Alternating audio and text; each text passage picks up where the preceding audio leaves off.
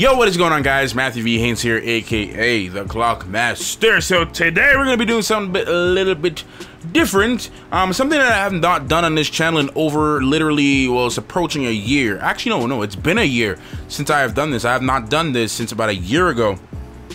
Which is a comic book review. Now, a couple of you guys have actually suggested that I get into doing them, maybe try it out, maybe see if you guys will like it. So, what better way to start than to do the most recent run from Ta-Nehisi Coates of Black Panther, which this dropped in, sometime last week. So I'm gonna just give my review and my opinions of reading issue 1. But before I get into that, guys, if you guys enjoy and you want to see more of how I do my comic reviews and how I talk about comics and stuff like that, because I love reading comic books and I love talking about it. So if you guys want to see my thoughts more on comic books, please make sure to let me know in the comment section down below. Also, I put a little poll somewhere up there for you to vote.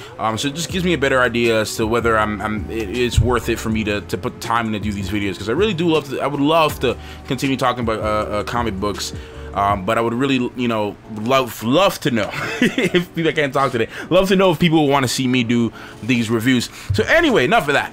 Let's get into the comic book. Let's talk about it, man. Let's get into it now.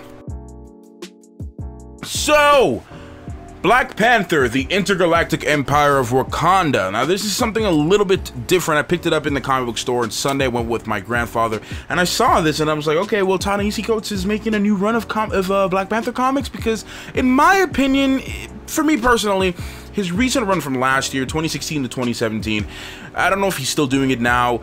It just wasn't, I didn't really like it. I read about 5 issues of it, and I was like, I didn't really care for it anymore. I'm more of a Reginald Hudlin fan, so I love the Reginald Hudlin runs. I talk about it all the time, literally every single issue from issue 1 up to when Shuri takes the throne.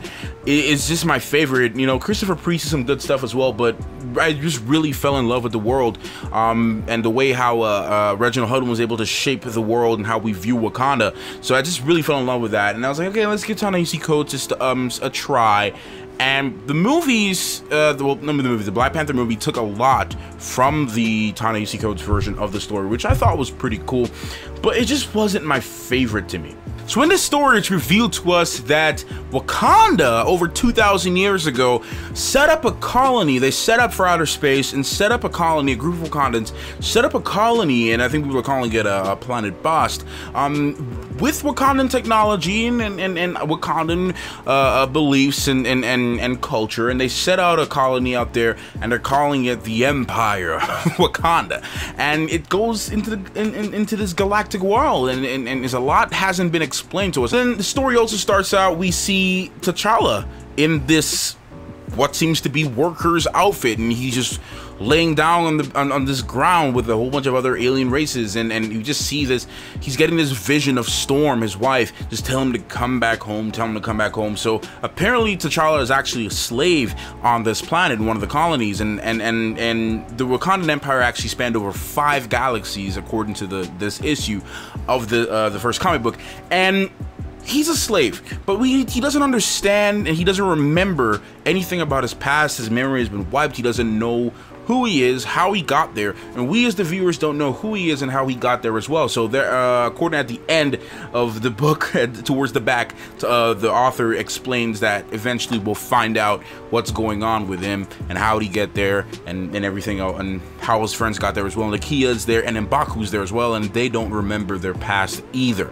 So it's just a lot of confusion here. So I don't know how he got there. We don't know how he got there. He doesn't know how he got there, but it starts out very action-packed. He's trying to get out of this prison.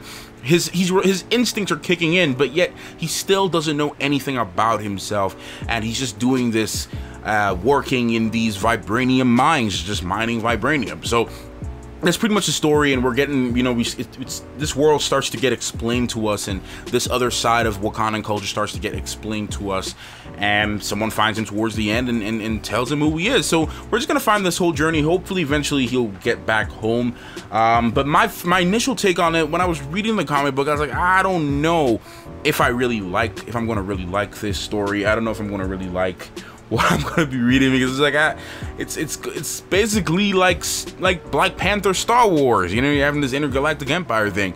And my initial, literally when I was just reading the first page, I was like, I don't know if I'm gonna like this whole galaxy thing. Like, I don't know if I'm gonna like this Wakandan galaxy colony thing. I don't know if I'm gonna like it. But as I read it, the idea started to grow on me more, and personally, I'm very interested to see this take with Black Panther, because we've had all these versions of the stories of Wakanda being told over and over again, and in Reginald Hudlin, he actually went to the moon at one point to meet up with the Inhumans, and he fought them actually, and there's different stories surrounding Wakanda, and it was interpreted differently from different authors, and I'm guessing maybe they just wanted to kind of stay away from Earth and maybe explore the world a little bit more, explore the universe some more, and go out there and make something crazy. Because I mean, knowing what the Wakandans can do and knowing how advanced they are in their technology, it would make sense that they would have already went to space before anybody else over 2,000 years ago. So that's very interesting, and I really want to see how they develop this story and if it gets better from here. I'm liking what they're doing. I like the art. Who actually did the art? Daniel Acuna. Daniel Acuna did the art in this book, and I think it's fantastic. I think it looks really good, and it's very edgy. It's smooth. It's not all over the place. It looks good. It's attractive to look at. So that's one of the things I like about, you know, some of the things I like about certain comic books. I should be able to look at it and read it and look at the images. The art has to be there for me. It has to be key for me.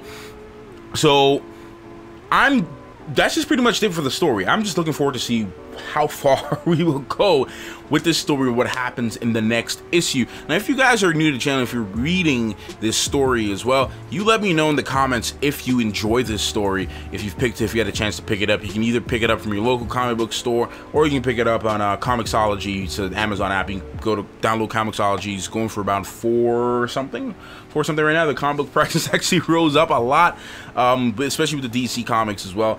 But you can get it online. You can purchase it on Comixology, save it to your library, and add it to your library and read it there as well. Not sponsored to say that. That's just what I use personally, Comixology, if I don't have the time to go out and get, you know, the hard copy myself, which I prefer to do. But you let me know in the comments what your thoughts are in this first issue of Black Panther. Wow, the Intergalactic Empire. And do you think this story will really hold up? Do you think this story will really be good? And do you just think it's going to be successful? You let me know in the comments again, and I'll see y'all in the next video. Once again, don't forget to vote in the poll if you want to see more of how I do these comic book reviews. Obviously, I can't go too in depth on, just because it's only one issue. It's only like 30 pages or so, so there's only one issue. But if you want me to do issue by issue once every month, I will do that for sure. If you want me to do any other comic books or any other series or anything like that, where I can just read the whole series and do a series review, you let me know as well in the comments. I'm tired of saying comments. You're probably tired of hearing me say comments. I want to stop saying comments. But anyway, subscribe. I'll see y'all in the next video. Thank you so much for watching. Clockmaster out.